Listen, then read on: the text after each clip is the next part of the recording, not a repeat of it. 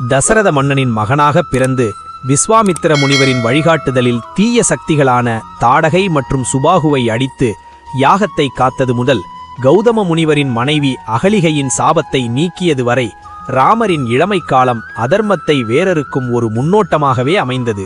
அரண்மனை சுகங்களை அனுபவிக்க வேண்டிய தருணத்தில் கைகேயியின் வரத்தால் நாட்டை தம்பி பரதனுக்கு கொடுத்துவிட்டு தந்தை கொடுத்த வாக்கை காப்பாற்ற 14 ஆண்டுகள் வனவாசம் சென்ற அந்த தியாகம் பித்ருவாக்கிய பரிபாலனம் எனும் அறத்தின் உச்சமாகும். காட்டில் அவர் வேட்டுவ மன்னன் குகனை தம்பியாக ஏற்றது ஜாதிய ஏற்றத்தாழ்வுகளை கடந்த ராமரின் சமத்துவ பண்பை உலகுக்கு காட்டியது.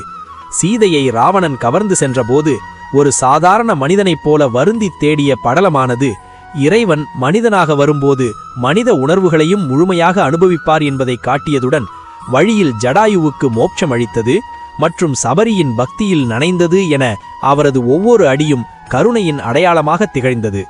அனுமன் எனும் மகா பக்தனை சந்தித்து சுக்ரீவனுடன் நட்பு கொண்டு வாலியின் அதர்மத்தை முடிவுக்கு கொண்டு வந்து வானரச் சேனையை உருவாக்கிய ராமர் கடலின் குறுக்கே ராமசேது பாலம் அமைத்து இலங்கையை அடைந்தது ஒரு மாபெரும் வரலாற்றுச் சாதனையாகும். போர்க்களத்தில் தன் தம்பி லக்ஷ்மணன் மயக்கமுற்றபோது கலங்கியது முதல் கும்பகர்ணன் மற்றும் இந்திரஜித்தின் மாயப் போர்களை முறியடித்தது வரை அவரது வீரம் அளப்பரியது. இறுதியில் மும்மூர்த்திகளையே நடுங்கச் செய்த ராவணனை வீழ்த்திய போது இன்று போய் நாளை வா என்று எதிரிக்கும் ஒரு வாய்ப்பளித்த அந்த பெருந்தன்மை ராமரை தவிர வேறு எவருக்கும் சாத்தியமில்லை.